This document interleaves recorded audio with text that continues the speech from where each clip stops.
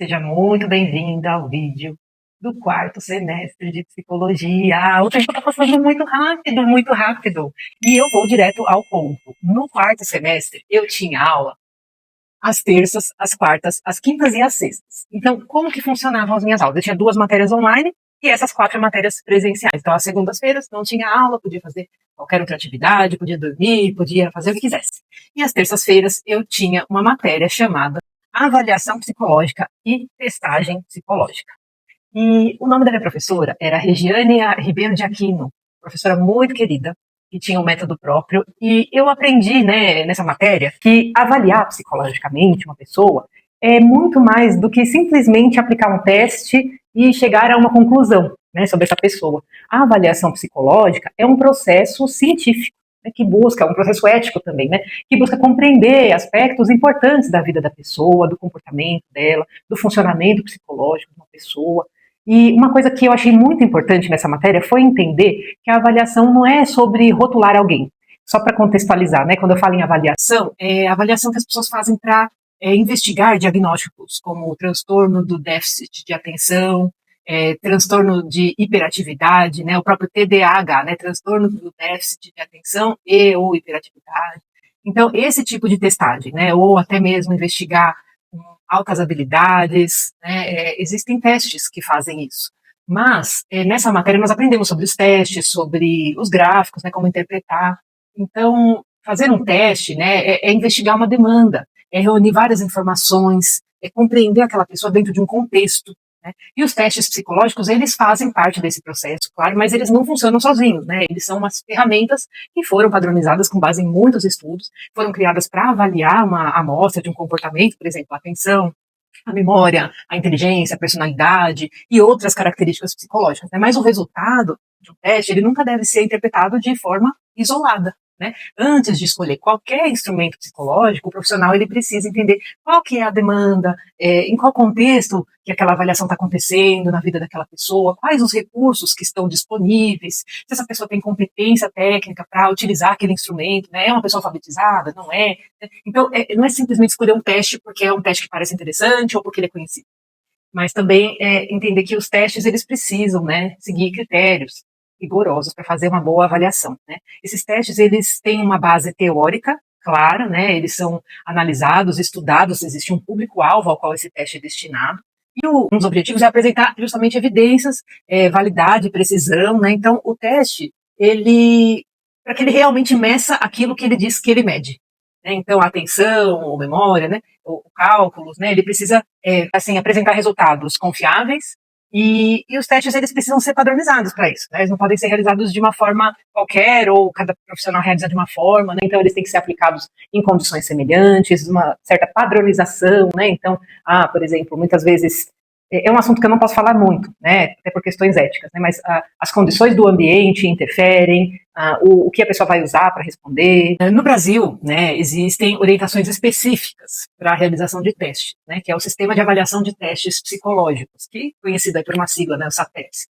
Ele é regulamentado pelo Conselho Federal de Psicologia do Brasil, e ele tem a função de, esse órgão, né, avalia se os testes que estão disponíveis possuem qualidade técnica e se eles podem ser utilizados profissionalmente. Eu achei isso muito importante, porque isso mostra, né, que a avaliação psicológica ela não pode ser feita de qualquer jeito. Ela exige uma responsabilidade, um estudo, um compromisso. Né? Então, é algo que me marcou. Né? E um ponto relevante dessa matéria foi que nós aprendemos as formas de fazer uma entrevista psicológica. Né? Quando a gente pensa em avaliação, a gente sempre imagina teste, mas a entrevista é uma ferramenta fundamental. Ela permite que a gente conheça melhor a história da pessoa, desde o começo, né, se a gestação foi planejada ou não, né, até entender o motivo desse encaminhamento. Isso envolve entender como que ela se comunica, perceber aspectos que nem sempre aparecem nos números ou nas estatísticas, nas respostas prontas que o teste vai trazer. Então, nós aprendemos que existem vários tipos de entrevista. Né?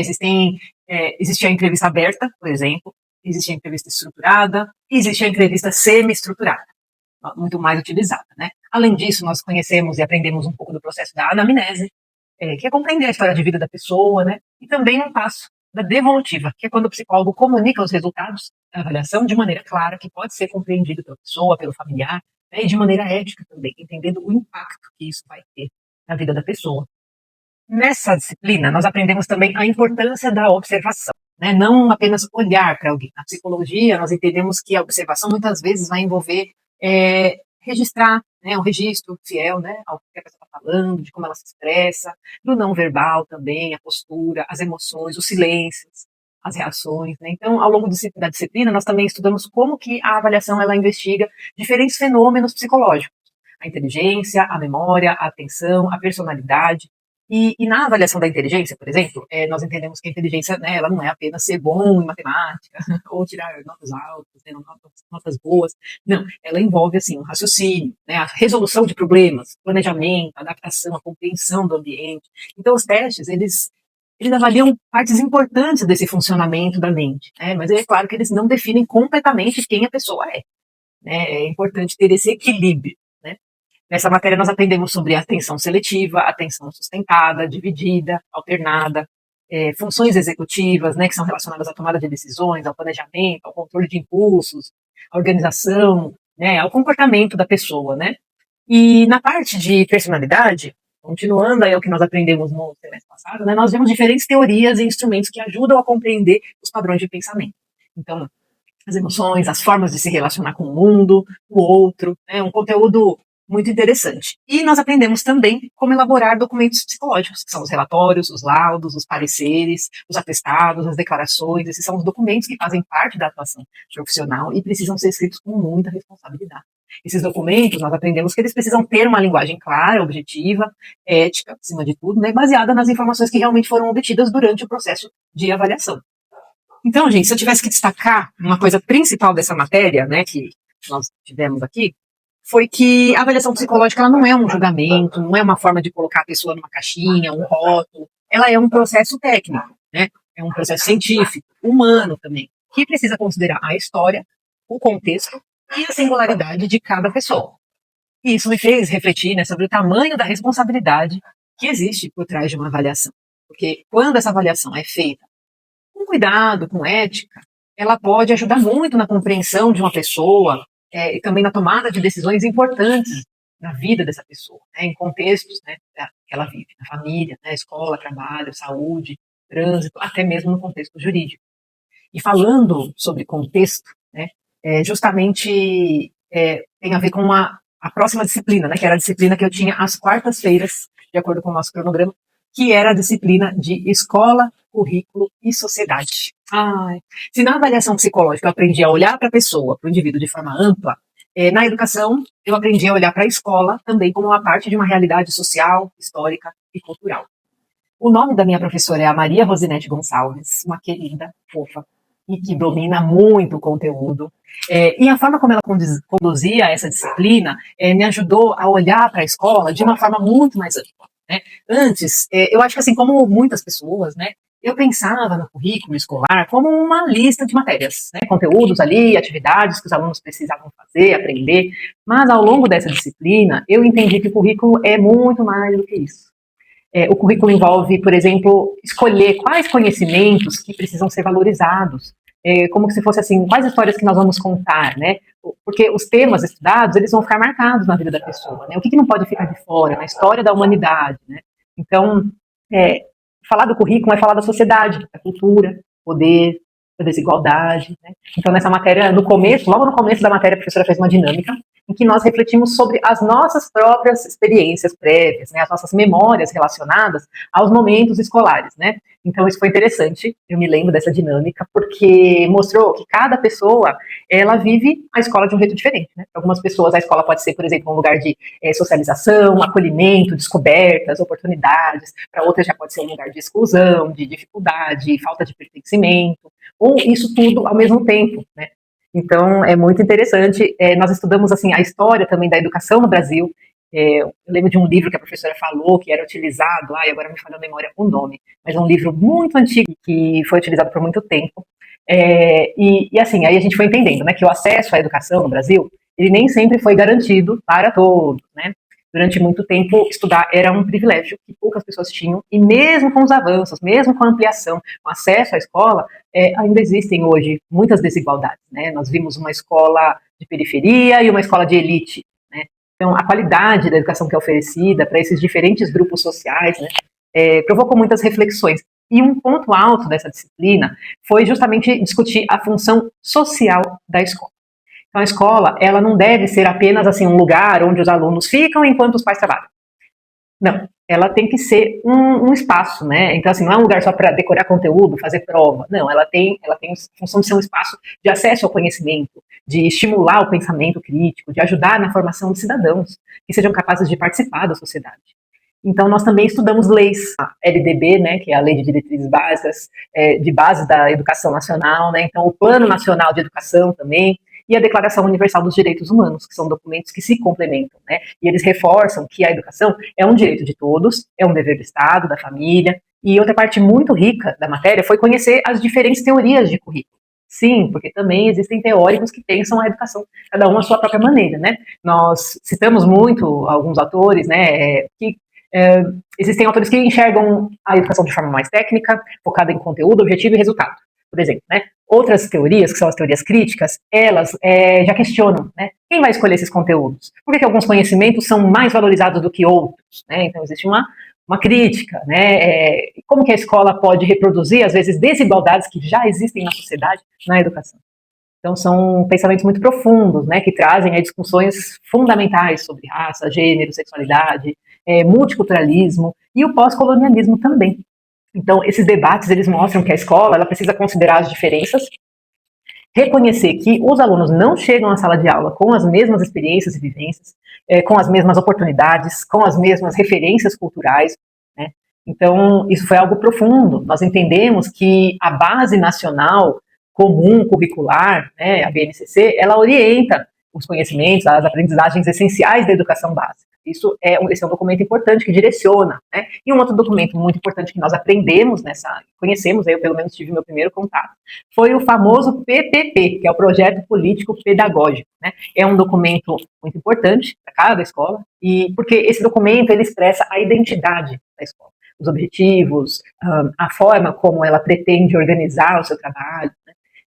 E foi muito interessante discutir sobre como algumas escolas não disponibilizam o seu projeto pedagógico, né? Então, político-pedagógico. Bom, depois nós estudamos um outro tema muito importante, que é a educação inclusiva, né? Esse tema ele reforçou que a inclusão, ela não é só colocar todos os alunos no mesmo espaço físico, inclusão significa criar condições, né, reais para que cada estudante possa participar, aprender, se envolver, se desenvolver, né, respeitando as necessidades de cada estudante, as singularidades de cada um. E não teria como encerrar, já partindo para uma conclusão, né, não teria como encerrar essa matéria, essa disciplina, sem falar do Paulo Freire, nosso querido. E ele nos convida a pensar a educação como uma prática né, de liberdade, de diálogo, de transformação. Então, para ele, ensinar não é só transferir conhecimento, né, é criar possibilidades para que as pessoas construam os seus próprios caminhos de compreensão profunda. Bom, essa foi uma matéria que me mostrou que a escola nunca é neutra, ela sempre pode reproduzir desigualdades, e isso precisa receber uma atenção. Mas a escola também pode ser um espaço de transformação, de entender que é essencial que qualquer pessoa que queira atuar na psicologia olhe para a escola, porque a escola é um lugar de identidades, de relações, de conflitos, de sonhos, de possibilidades, de futuro, que estão sendo construídas ali todos os dias. E depois, né, de refletir sobre como a escola é um espaço social, histórico, político, né, nós estamos indo agora para a próxima disciplina, que era a disciplina que eu tinha às quintas-feiras, né? Foi algo muito importante para a psicologia, que é como que nós podemos investigar a realidade de forma organizada, ética e científica. Né? Então, foi nessa direção que a disciplina Estudos e Investigação Psicológica caminhou.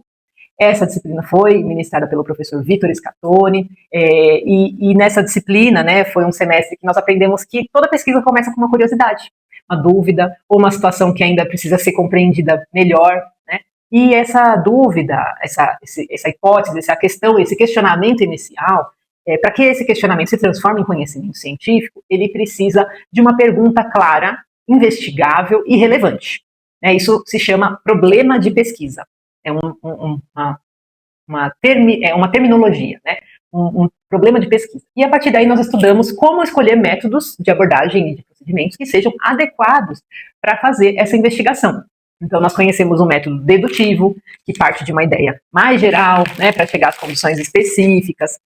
Nós entendemos que, por exemplo, O método indutivo é um método que observa os casos particulares para identificar possíveis padrões. O método hipotético-dedutivo que formula, né, as hipóteses e busca testá-las de uma maneira crítica, de uma maneira, né, ali procurando evidências que possam confirmar essas hipóteses ou que questionem mesmo, né?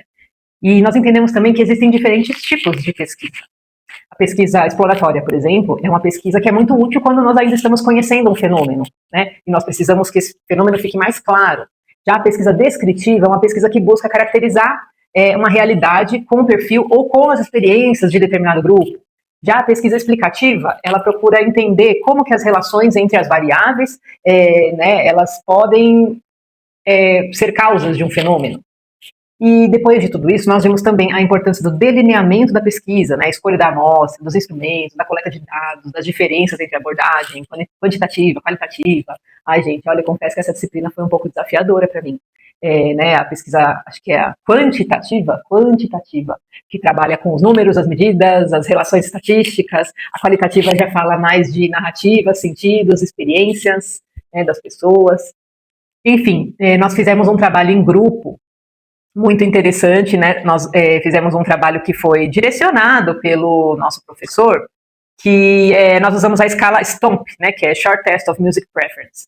E a STOMP foi baseado num artigo, né? Um artigo até brasileiro, né? De um pesquisador, o Carlos Eduardo Pimentel, da Universidade Federal da Paraíba, desenvolveu aí, usaram essa escala, né? Para medir a preferência musical e a composição a comprovação da sua estrutura fatorial, né? Nós usamos esse artigo muito, lemos e relemos, riscamos e rabiscamos, tá até meio amassado esse papel, que a gente usou bastante, esse artigo foi base para o nosso trabalho. E foi interessante porque nós conseguimos fazer um trabalho em parceria com os nossos colegas de uma outra universidade, né? Na mesma universidade, mas num outro campus. Então, foi bem legal, nós tivemos uma troca, fizemos a mesma pesquisa, aplicamos a mesma pesquisa, só que em campos diferentes da universidade. E aí nós tivemos o contato, né, o professor intermediou esse contato, né, com essa equipe, foi bem legal. Tivemos aí várias escalas, nós aplicamos um conhecimento assim, não sei se dá para ver, uma escala de carinhas, foi bem legal, né. E, enfim, nós tivemos muito trabalho nesse trabalho, mas no final deu tudo certo. Meu grupo muito unido, até mesmo nos momentos de estresse. Então, foi muito bom, foi enriquecedor, nós aprendemos muito, né, e foi uma experiência riquíssima. E, bom, para finalizar essa matéria, né, um ponto que eu considero muito importante, que eu comecei a entender depois que eu tive acesso, né, a esse conteúdo, foi entender que pesquisar não é só seguir as etapas, aplicar questionários, pesquisar e construir perguntas responsáveis sobre a realidade daquela pessoa, né? Reconhecer o que nós já sabemos, identificar quais são as lacunas, buscar respostas que tenham base em algum método, né? E ter um compromisso ético, né? Usar de um cuidado, uma sensibilidade. Então, essa disciplina ela reforçou para mim que a psicologia ela não foi construída só na prática, né? Mas também na investigação. Por exemplo, nas pesquisas, nós podemos entender melhor os fenômenos humanos. E aí nós podemos questionar, né, questionar certeza, produzir conhecimento, desde que o mundo é mundo, né, existe muito conhecimento sendo propagado, mas esse conhecimento precisa ser questionado, né, para que nós possamos produzir conhecimentos que tenham sentido para a sociedade. E depois de aprender nessa matéria de estudos e investigação psicológica, né, nós vimos como que a psicologia ela formula as perguntas, as respostas dos fenômenos humanos. A outra disciplina que nós tivemos, que era às sextas-feiras, nos levou para um olhar mais profundo sobre aquilo que acontece dentro de nós e nas nossas relações. Bom, eu acho que até a minha forma de falar já deixa claro que essa era a minha matéria preferida do semestre. Teoria da personalidade 2. No semestre passado, que foi o terceiro, nós tivemos a teoria da personalidade 1 e agora a teoria da personalidade 2. A nossa professora foi a querida Rilza Xavier Mirigliano, mas é uma fofa, gente, uma linda, sensata, nunca errou. Se errou, foi querendo acertar. Maravilhosa. Saudade das aulas da professora. Bom, a matéria foi basicamente psicanálise, né, autores da psicanálise que nos ajudaram a compreender como que as nossas primeiras experiências de vida, de cuidado, de afeto, de até frustração, né, de vínculo, como essas experiências participam da construção de quem nós somos. E E aí, né, nós começamos retomando um pouco do conteúdo de Freud, que nós tínhamos tido contato no semestre anterior. Esse autor ele foi essencial para a psicanálise, né? Ele fala da importância do inconsciente, das experiências da infância, e depois nós nos aprofundamos principalmente nas contribuições de Melanie Klein. Foi uma análise bem direcionada, né? Nós usamos um livro do autor do Figueiredo, que é Melanie Klein, Estilo e Pensamento. Então isso nos ajudou a compreender, né, as contribuições da Melanie Klein. Nós vimos também um pouco de Winnicott, né, mas com a Melanie eu aprendi que as nossas relações emocionais, elas podem ser muito intensas desde o começo da vida, desde os primeiros dias, desde a vida uterina. Ela fala sobre sentimentos como amor, medo, raiva, culpa, inveja, gratidão, né, como eles fazem parte da nossa vida psíquica e dos nossos vínculos. Ela fala muito desse desenvolvimento, né? E aí nós estudamos alguns termos estranhos, né, que é a posição esquizoparanoide e a posição depressiva, que, né, apesar dos nomes parecerem difíceis no início, eles nos ajudam a entender algo muito humano, né, que em alguns momentos nós podemos enxergar as pessoas de uma forma muito dividida, as polaridades, né, como se fossem ou totalmente boas ou totalmente ruins, mas com o amadurecimento emocional, nós começamos a perceber que nós também amamos algo que pode nos frustrar, e que uma relação ela pode ter afeto, conflito, cuidado, imperfeições ao mesmo tempo, né? Então, foi algo muito profundo, muito rico, as explicações sobre o seio mal, o seio bom, né? Nós conversamos também sobre a inveja, a gratidão. Na inveja, ela pode aparecer quando alguma coisa boa no outro desperta um incômodo ou a sensação de falta em mim, né? Já a gratidão, ela nos ajuda a reconhecer, a valorizar aquilo que nós recebemos. Então, são sentimentos que podem aparecer nas primeiras relações, nas relações familiares, podem aparecer nas amizades, no trabalho, em praticamente todos os espaços de vida, né? Então, essa foi a primeira parte do conteúdo. Nós tivemos uma prova, muito bom. E depois, o segundo conteúdo, até a gente fez uma atividade, utilizamos esse artigo aqui, sobre a saúde mental, né? Então, foi um texto que nós usamos para fazer uma atividade em sala de aula, e a Hilza, professora maravilhosa, conduziu essa atividade muito bem, gente, uma fofa, uma querida. Ai, que saudade das aulas dela. Muito interessante, assim, que, para vocês terem uma ideia, né, durante, a vida é muito dinâmica, né, muito plural, e durante este semestre, eu passei por uma perda pessoal, né, uma situação de falecimento na família, em que eu precisava tomar uma posição, só podia ser eu, e eu precisei me deslocar para uma outra cidade, né, então, eu tinha aula da Hilza na quarta-feira, fui para a aula, na quarta-feira à noite aconteceu um falecimento na família, eu tive que me deslocar na quinta-feira de manhã, resolver alguns trâmites burocráticos mesmo, né, nessa outra cidade, organizar velório, coisas assim. Fiz tudo isso, né, com ajuda, e mesmo dia voltei para casa, e no dia seguinte, era uma sexta-feira, né, então falecimento na quarta, quinta-feira velório e tudo mais, na sexta-feira eu já estava aqui, né, na quinta noite cheguei em casa, e na sexta eu fui para a aula da Hilza, porque é uma aula maravilhosa, eu simplesmente não podia perder. Então, e eu estava lá, eu estava presente nessa aula, porque de fato é um conteúdo, e a forma como ela passava esse conteúdo, maravilhoso, maravilhoso. Ai, como eu amava essas aulas.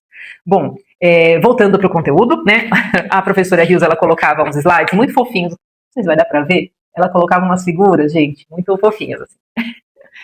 Na segunda parte da matéria, nós estudamos um psicanalista famoso, né, que era um médico pediátrico chamado Donald Winnicott. E o Winnicott marcou bastante, porque, dentre muitas outras coisas, né, ele mostrou que ninguém se desenvolve sozinho. Então, para que a criança ela possa crescer, explorar o mundo, né, se tornar mais autêntica, ela precisa, no início, de um ambiente de cuidado e segurança. E ele chama até de mãe suficientemente boa, né? Isso, claro, não é uma mãe perfeita, até porque não existe mãe perfeita, que nunca erra, que consegue atender a todas as demandas, a tudo, o tempo todo, não. Ele fala de alguém que cuida, acolhe, responde às necessidades do bebê, dentro do que é possível, né? E aí, aos poucos, essa pessoa também permite pequenas frustrações, que vão ajudar o bebê, a criança, a perceber que ela é separada do outro, né? E que ela pode começar a construir a vida de uma maneira autônoma, né? Então parece algo tão básico, né, que nós não somos a mesma pessoa do que aquele que nos cuida, mas nos primeiros, na primeira infância, né, isso, nos primeiros meses de vida, isso é algo que nós não percebemos. Então, ai gente, foi demais. Nós estudamos também os conceitos como a preocupação materna, preocupação materna primária, se eu não me engano, a dependência absoluta, relativa, objetos transicionais, o brincar, a importância do brincar, da criatividade, do verdadeiro self, do falso self, né, sendo um verdadeiro self aí ligado à possibilidade de viver de um jeito mais espontâneo, conectado com quem nós somos, e o falso self que aparece quando a gente precisa se adaptar, né, tanto ao que os outros esperam, quanto né, com partes importantes, né, que nós às vezes precisamos ocultar, né. Então, no fim, essa disciplina, ela me fez pensar como a personalidade não é uma coisa pronta ou fixa. Ela vai sendo construída nas relações, nos cuidados que nós recebemos, nas frustrações que nós enfrentamos e também na liberdade que nós encontramos para existir de uma forma mais verdadeira, né? E foi incrível, eu amei. E depois de estudar as teorias da personalidade, né, especialmente aí a Melanie Klein e o Winnicott, nós começamos a perceber como que, né, a psicologia, ela estuda a singularidade de cada pessoa, os vínculos, a forma como ela envolve, né, se envolve e vive as experiências, mas a psicologia, ela não trabalha apenas com experiências individuais, né? Em muitos momentos, nós precisamos estudar também os grupos, para identificar os padrões, transformar, né, as informações em dados, que possam ser analisados com mais clareza, né? E aí é nesse ponto que eu vou entrar numa disciplina online que eu tive, que foi a disciplina de bioestatística. Gente, bioestatística, caixinha de surpresas, porque no começo eu imaginava assim, gente, né, não tem nada a ver com psicologia, tal, é uma matéria, uma disciplina que fala, muito focada em números, em cálculos, mas, sabe, a bioestatística é o que ajuda a organizar, a analisar, a pensar, né, interpretar dados. Então, na psicologia, a bioestatística ela pode ser usada, por exemplo, para investigar os sintomas de ansiedade, para compreender os dados sobre saúde mental, os manuais de saúde mental, né, para analisar os resultados das pesquisas, avaliar os efeitos de uma intervenção. Nós estudamos também a importância do método científico para pesquisar um fenômeno, né, não basta só uma curiosidade, mas é importante definir o que vai ser investigado, o que vai ser observado, o que vai ser medido. Então, por exemplo, se a gente quer estudar a ansiedade nos estudantes universitários, né, nós precisamos pensar em como que nós vamos coletar essas informações, como serão esses questionários, essas escalas, as perguntas, né, as entrevistas e outros instrumentos, né. As perguntas precisam ser claras, ser objetivas, não podem induzir um pensamento, né, porque se uma coleta for mal planejada, isso vai comprometer os resultados, né. Então, entender a diferença entre população e amostra, né, a população é o grupo total que a gente quer conhecer, a amostra é uma parte desse grupo que é escolhida para representar essa população, né. Né, seria muito difícil entrevistar todos os estudantes universitários do Brasil. Então, por exemplo, tem a pesquisa, ela seleciona uma amostra para poder realizar um estudo e depois ela faz essa coleta e aí os dados precisam ser organizados. Então, nós aprendemos sobre tabelas, gráficos, medidas, média, moda, mediana, meu Deus. E esses recursos aí ajudaram a visualizar os resultados, identificar as tendências que poderiam passar despercebidas, né, numa lista grande aí de respostas. E o ponto que eu considero mais importante dessa disciplina é que os números, eles não substituem a escuta psicológica, né, mas eles ajudam a organizar aquilo que nós observamos. Cada pessoa, ela tem uma história única, né, então quando nós analisamos os dados de muitas pessoas, nós conseguimos compreender fenômenos psicológicos e sociais de forma mais ampla, de forma mais coletiva. Então, a bioestatística, ela mostra assim, que a psicologia ela pode, sim, unir a sensibilidade e o rigor científico. E essa união é fundamental para produzir conhecimento, interpretar pesquisas com responsabilidade e construir uma atuação profissional mais consciente, eu diria. Bom, e depois de estudar bioestatística, né, eu comecei a entender melhor como que os dados aí podem ser usados, organizados, analisados para produzir conhecimento. Nós tivemos a última disciplina, que foi a disciplina de História da Ciência. Essa disciplina, ela trouxe uma reflexão ainda mais ampla, né, de onde vem o conhecimento e como que ele é construído ao longo do tempo. Então, muitas vezes, né, quando nós pensamos em ciência, nós imaginamos assim, algo totalmente neutro, né, objetivo, livre de influências. Mas essa disciplina mostrou que a ciência, ela é produzida por pessoas, então, em determinados contextos históricos, sociais, aí, culturais, ela pode sim ser influenciada por valores, por interesses, por crenças, por relações de poder. Então, um dos temas estudados foi justamente o mito da neutralidade científica, né? É claro que isso não significa que a ciência não tenha métodos, que ela não busque produzir conhecimentos confiáveis, mas a gente precisa entender que os cientistas também fazem parte da sociedade, né? E as perguntas deles, as escolhas que eles fazem, as interpretações, podem ser, sim, atravessadas por um contexto da época. né? Um exemplo muito importante foi a discussão da eugenia, né? Durante um bom período aí da história, as ideias consideradas científicas, elas foram usadas para defender uma hierarquização da sociedade entre grupos, né? E aí essa teoria, né, para justificar práticas de exclusão, de preconceito, de controle social, né? No Brasil, nós tivemos nomes muito importantes ligados à divulgação de ideias eugenistas, né? Eu não vou nem falar, porque não é do meu interesse perpetuar isso, né? Mas se você quiser pesquisar, pesquise por eugenia, não me responsabilizo.